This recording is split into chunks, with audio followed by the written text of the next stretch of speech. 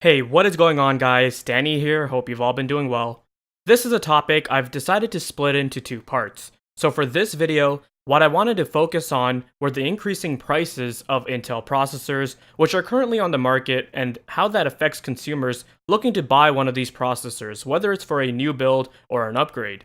So if you had been paying attention to the CPU market, specifically Intel processors, you might have noticed that they had gotten more expensive over the last month or so. If we take a look at the price history charts over at PC Part Picker's website, you can see that for the 8700K, since the beginning of September, prices were steadily rising, going from $360 to $380, rising all the way to $400 at some retailers.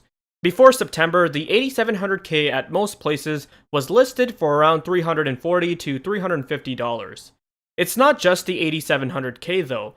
This has affected other mainstream processors from Intel, such as the i5-8600K and the 8400, where the 8600K could have been found in the mid to low $200 range. It's now going for $280 to $300, which is a substantial increase. It's now close to the mainstream i7 territory. The 8400, which was a popular 8th gen mainstream processor from Intel, was offering 6 cores for under $200. And now that processor is just slightly over $200.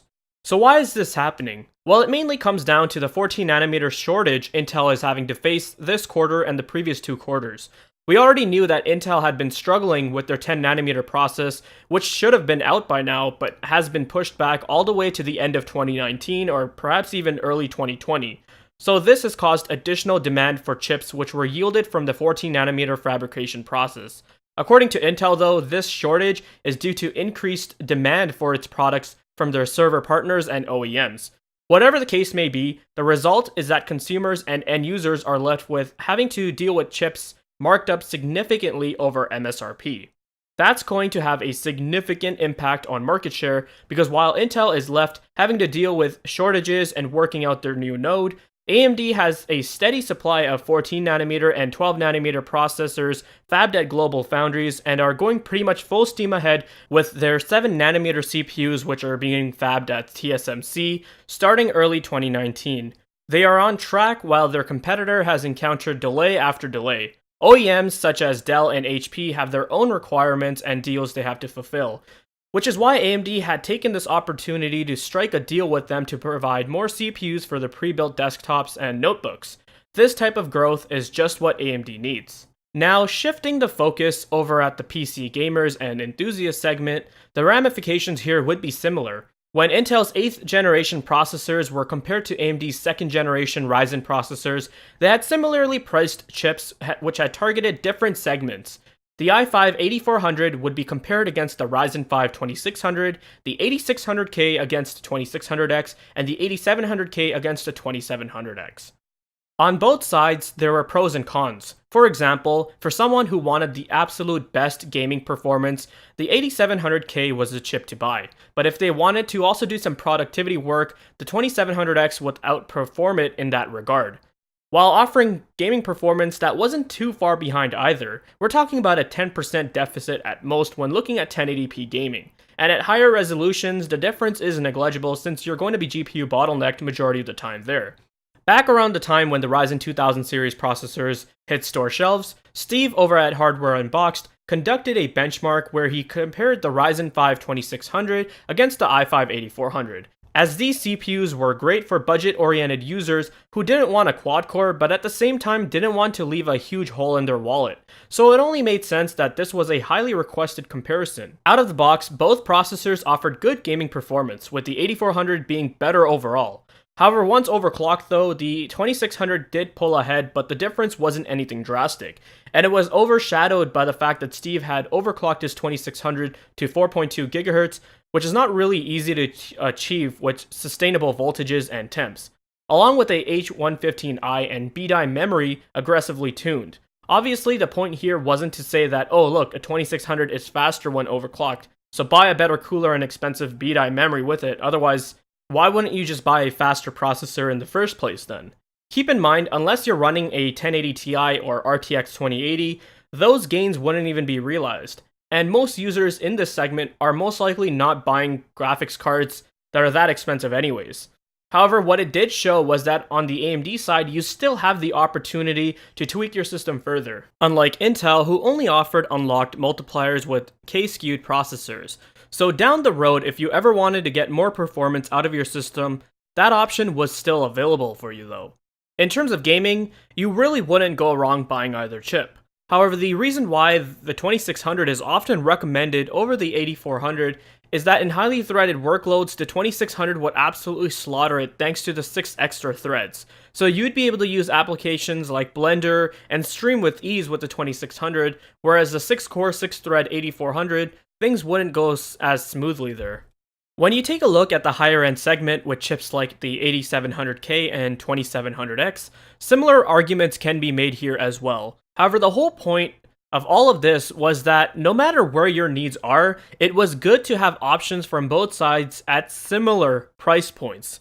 Although to take advantage of an 8700K or 8600K, you'd need a more expensive Z370 motherboard along with an aftermarket cooler, whereas the 2600X can be overclocked just fine on something like a B450 mortar titanium from MSI, and it already comes with a decent cooler for moderate overclocking. So on the AMD side of things, there were some savings to be had there. However, now, all of that has changed, and it's harder to pick an Intel CPU over a Ryzen processor. Let me show you guys a practical scenario. Over at PC Part Picker, I constructed two systems. One is based around the Intel Core i5 8600K, and the other is a Ryzen 5 2600X based system. The Intel system costs almost 16% more, or is $166 more expensive. While both of these systems will perform identically in gaming, with the Ryzen system being a better all-rounder system thanks to its 6 extra threads. The amount of money that you save when compared to the Intel system can actually be used towards a better GPU as well. This is why with the shortages and increases in price of Intel processors, they're getting harder to recommend. The difference in gaming performance does not justify the costs you have to put up with there. And I chose a GTX 1070 Ti. For those two systems. If you were to compare something like an RX 580 or GTX 1060, then it wouldn't really matter at all which CPU you had, as you're going to be GPU bottlenecked even at 1080p with those cards. So in the end, it comes down to which processor is cheaper. Would you rather get a Ryzen 5 2600X for $210, or would you get an 8600K for $280 when there's no benefit? Where I live, the 8700K costs about $100 more than the 2700X. Plus, factoring in a Z370 motherboard and a good aftermarket cooler, and the Intel platform is significantly more expensive than the Ryzen platform. To me, it really doesn't make sense to buy the Intel platform for 10% better performance at 1080p when the 2700X can provide similar gaming performance and is a much better productivity CPU. Plus, you can use that money you save from not having to buy a high-end mobile and cooler towards better RAM and a larger SSD or perhaps even a better GPU. And keep in mind, at higher resolutions, gaming performance is pretty much a wash between these two chips. And I honestly don't know if people are going to be spending this much money on these two processors only to be playing at 1080p. That really doesn't make that much sense to me. The way I see it, it's not justifiable to spend almost over $300 for an Intel system when you can get a similar experience on the Ryzen platform. Before, when prices hadn't spiked, the differences weren't anything drastic, so you could get either platform which suited your needs the most. The way consumers are starting to behave in the market nowadays, it does look like people are starting to realize, why bother paying an extra premium for Intel when they can just go with AMD and attain similar performance? Some of you might be thinking that the reason why Intel processors might also not be selling as well is because they're waiting for the 9th generation processors. And that might be true, but that is what my focus is going to be for part 2, so stay tuned for that one. And that wraps up this video. I hope you guys found it informative and helpful. Let me know your thoughts down below in the comment section. Check out links in the video description for my other videos and if you want to support the channel. And if you're interested in more content like this, then make sure you're subscribed. Thanks for watching, take care, and I'll see you in the next one.